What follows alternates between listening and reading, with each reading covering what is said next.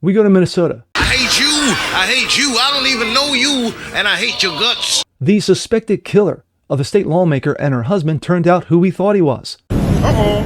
He voted for Trump. What? No? Oh, no, he was a Democrat. What? And he worked for Governor Tim Walz. Gay as fuck. I'm Jasper Gonzo on this. Funny how the media hasn't jumped all over this. It's like he was part of the wrong party or something. I told you so. Just doesn't quite say it. But it's what's next.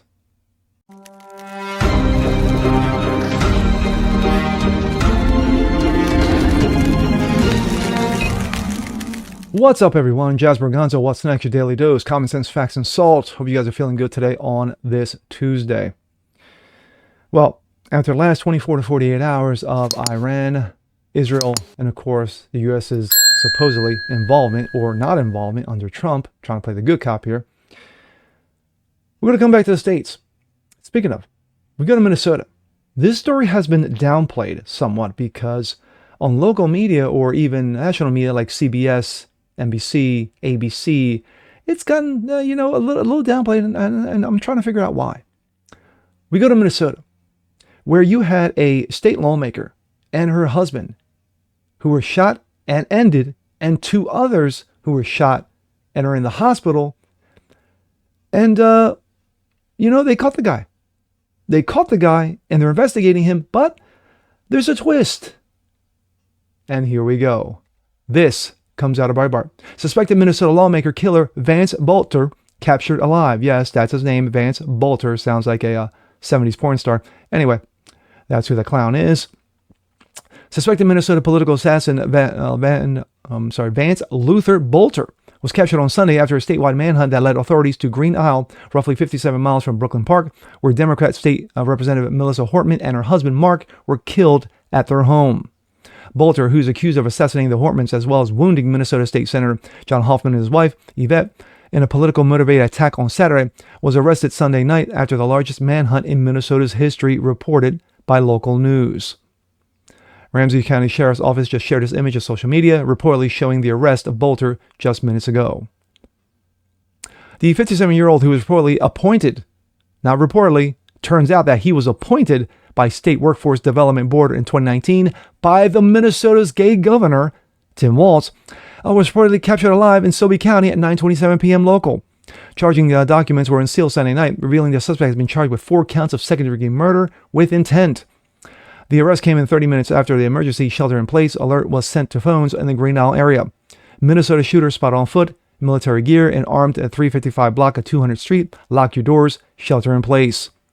Saturday morning, with the manhunt underway, Bolter's wife, Jenny, was reportedly detained and questioned after police allegedly found a weapon, ammunition, and passports in her car during the traffic stop. They were getting ready to get the hell out of Dodge. A SWAT team also had raided Bolter's Camden, Minnesota residence on Saturday afternoon, some 80 miles away, although it was not known whether his wife was still living with him at the home. The suspected assassin had no Kings flyers in his vehicle left behind. No. Really? The Minnesota State Patrol said. One of Hortman's final acts as a Democrat lawmaker was voting with Republicans during a special session in Minnesota legislation on Tuesday to approve the remaining pieces of the state budget. Quote, I know people will be hurt by this vote, and I'm working very hard to try to get this budget deal that wouldn't include that provision, Hortman said through the tears, reflecting on being sold the DFL vote alongside Republicans in the House. This from Nick Sorter. Holy crap. Representative Melissa Hortman sounded absolutely terrified while speaking to the media after she voted no on health care. I know that people will be hurt by that vote, and She sounds upset. We worked very hard to try to get a budget deal that wouldn't include that provision. Of course, the follow on the tweet was she was just assassinated that morning. She knew she'd end up as a target in one form or another. Yikes. Bureau of Criminal Apprehension Superintendent Drew Evans noted during a press briefing that the authorities have obtained Bolter's manifesto and urged the public not to speculate about the suspect's motive, saying that it will take time to get those answers. Gee, another manifesto sounds vaguely familiar. Nashville, anyone? The one thing that still gets me is that Well, it shouldn't be any surprise that the media, the, lamestream media, hadn't talked about this story more. It's like he was wrong. He was part of the wrong party or something. He was on the wrong side of the aisle. It's like he was on the wrong side of history. Had he turned out to be a Republican, Trump's name would have been blasted all over this. MAGA would have been blasted all over this, and they would have said, "Look what happened. Look what we have. We got another MAGA killer. Why are we not surprised?" But it turns out that he's a Democrat. He had no King Flyers in his wife's car. They had money, passports. They were about to get the hell out of Dodge. And, and a manifesto. Gee, I wonder what's in that manifesto. I hope it doesn't take 2 years to figure out, just like the Nashville one did. But that's just me. But being that this guy was put into the situation that he was under one Democratic gay governor, Tim Walz. Oh, what? Oh, he's not gay? He's married? The way he's been acting like the last few years? Yeah, he's gay. Let's go with that. Anyway, this doesn't surprise me at all that the media would downplay the story. That you heard one peep out of Tim Walz, and that was initially when this whole thing went down. And he said this was a politically motivated attack, quote, end quote. Yeah, you're right.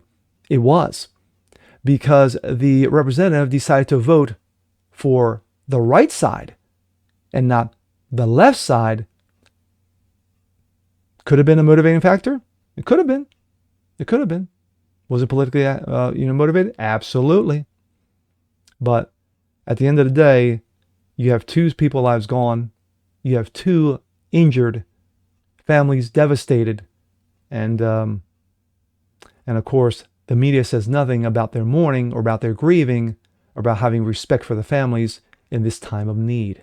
Wow, call me shocked. I'm Jazz Berganzo on this. And with that being said, I'm Jazz Berganzo. This is What's Next. I want to see more like this. Please leave a comment below. Like it, share, subscribe to it. Hit that notification bell so you guys never miss a thing. Continue spreading the word about the show. Appreciate you guys watching as always. And we'll see you next time. Peace.